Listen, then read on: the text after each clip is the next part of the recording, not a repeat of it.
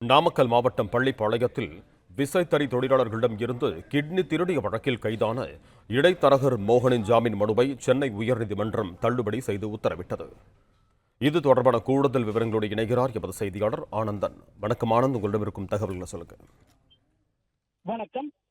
நாமக்கல் மாவட்டம் குமாரபாளையம் மற்றும் பள்ளிப்பாளையம் உள்ளிட்ட பகுதிகளில் விசைத்தறி கூலி தொழிலாளர்களை குறிவைத்து சட்டவிரோதமாக சிட்டி விற்பனை செய்ததாக தமிழகம் முழுவதும் பெரும் அதிர்ச்சியை ஏற்படுத்தியது. இந்த சம்பவம் தொடர்பாக முதலில் காவல்துறை வழக்கு பதிவு செய்து பின்னர் இந்த வழக்கினுடைய விசாரணை சிறப்பு புலனாய்வு குழுக்கு மாற்றி உயர்நீதிமன்ற மதுரை கிளை உத்தரவிட்டிருந்தது. இந்த நிலையில் இந்த சம்பவம் தொடர்பாக வழக்கு பதிவு செய்த காவல்துறை இடைத்தரகராக செயல்பட்ட ஆனந்த் மற்றும் மோகன் ஆகிய இருவரை கைது செய்தது. இந்த நிலையில் இந்த வழக்கில் ஜாமீன் கோரி மோகன் சென்னை உயர்நீதிமன்றத்தில் மனு தாக்கல் செய்திருந்தார். அந்த மனுவில் சட்டவிரோத கிட்னி விற்பனை தமக்கும் என எந்தவிதமான தொடர்பும் இல்லை எனவும் தாம் ஒரு நிரபராதி எனவும் தனது உடல்நிலை மற்றும் முதுமை கருத்தில் கொண்டு ஜாமீன் வழங்க வேண்டும் எனவும் சாட்சிகளை கலைக்க மாட்டேன் எனவும் மேலும் நீதிமன்றம் விதிக்கின்ற நிர்ணயங்களை ஏற்க தயாராக இருப்பதாகவும் அந்த மனுவில் கூறியிருந்தார்.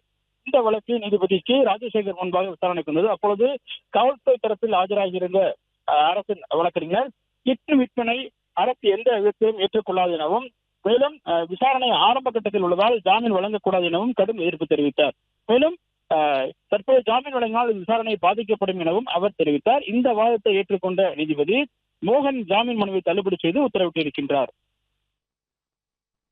நன்றி ஆனந்த், உங்க தகவல்களுக்கு.